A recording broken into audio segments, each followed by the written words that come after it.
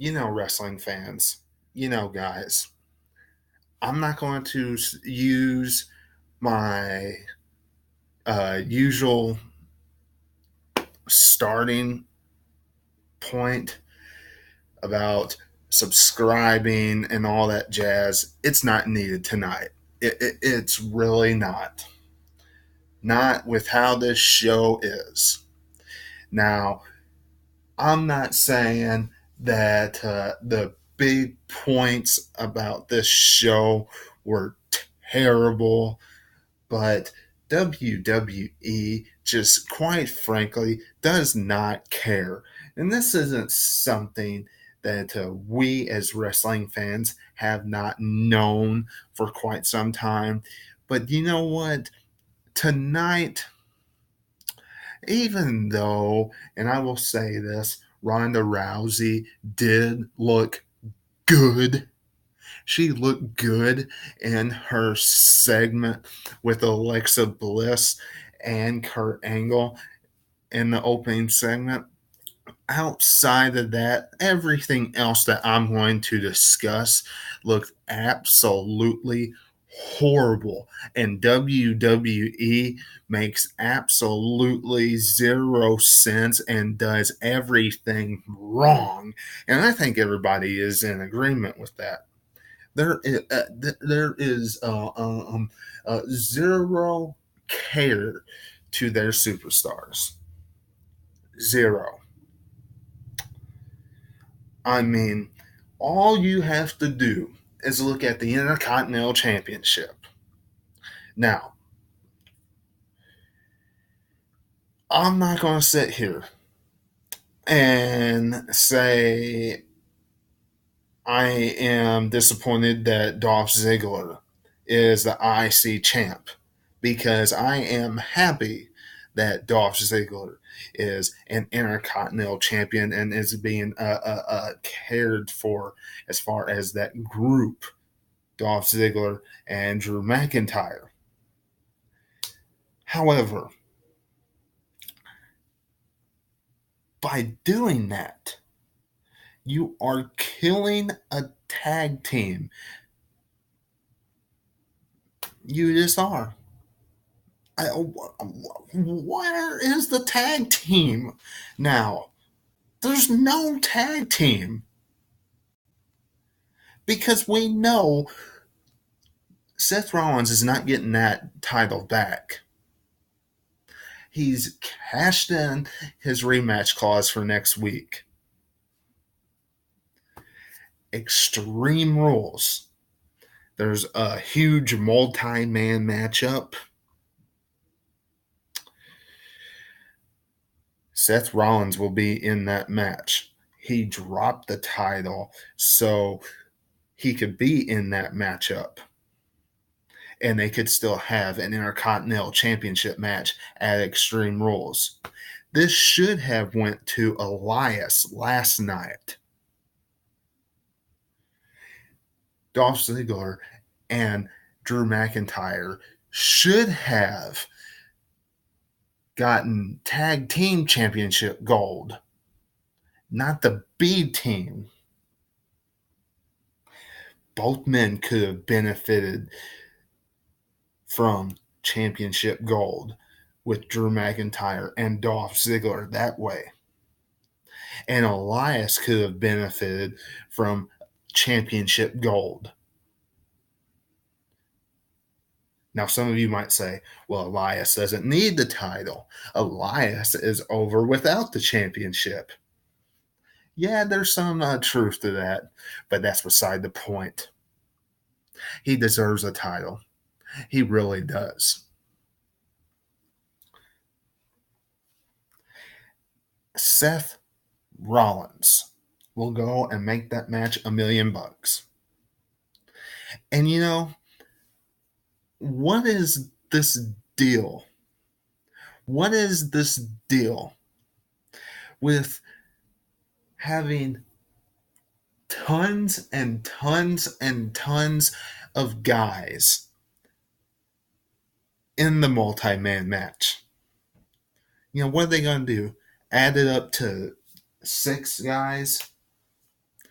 There's already 2 in there. So there's 2 guys. There's Bobby Lashley and Roman Reigns. Next thing we know, there will be Finn Balor. Next thing we know, there will probably be Kevin Owens. Next thing we know, there will probably be Seth Rollins. Next thing we know, they'll probably try to stick Elias in there. What is this? You don't give the Intercontinental Championship to Elias so he can be in the main event spot? As far as Extreme Rules, this is horrible.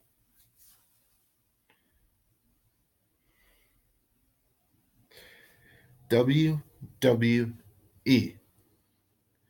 priorities are wrong. I don't know how much us wrestling fans have to tell you that.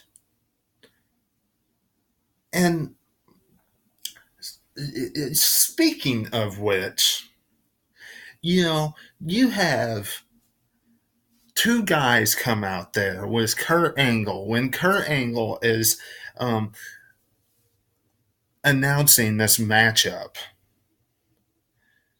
for the number 1 contender for Brock Lesnar's Universal Championship match, which we all know will be at SummerSlam. But the number 1 contender will be made at Extreme Rules multi-man match. And the 2 guys WWE wants us to get invested in this match with to start off is Bobby Lashley and Roman Reigns. Are you kidding me? WWE, you have got to be delusional. I am convinced. The 2 guys that got eaten alive last night, the 2 guys that gets booed out of the arena virtually every single week, and you expect us to get invested in a match that determines Brock Lesnar's number 1 contender with these 2 men? And then put them up against the Revival in a tag team matchup and expect us to even want us to tune into it? Put me to sleep. I don't want to see this match. This is boredom. This is dreadful.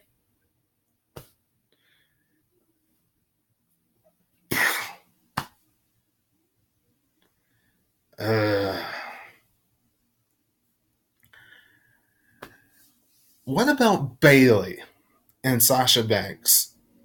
Now, for some of you, you might say, oh, well, this is a little redeeming. Some of you might say, Webby, they're finally picking this back up again. They're finally doing something with this again. You know what I have to say about this?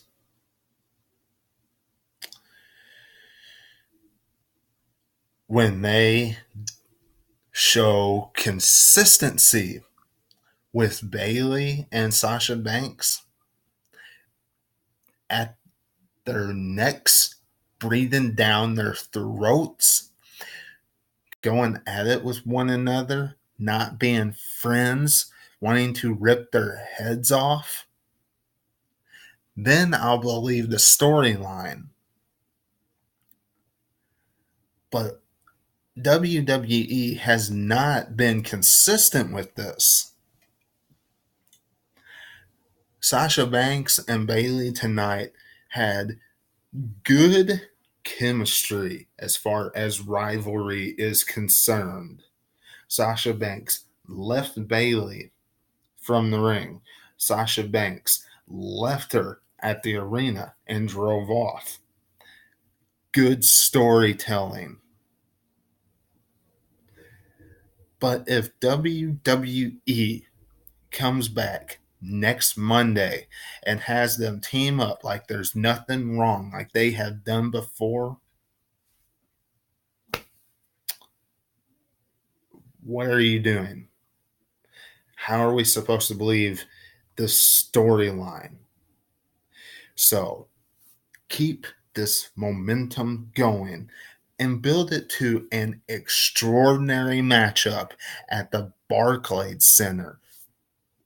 1-on-1. Bayley versus Sasha Banks. And get the Riot Squad completely away from these two. Get them away. Get some backstage segments with these two like you did in the past, throwing each other into the lockers and all that stuff, on the tables, arguments, slapping each other, all that stuff. Real fierce. That would be great to see.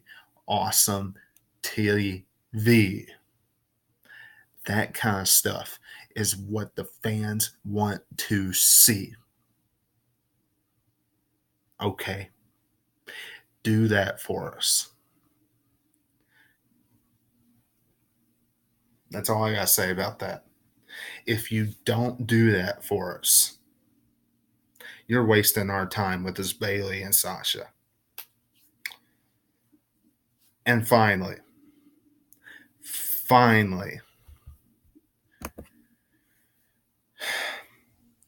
Ronda Rousey and Alexa Bliss.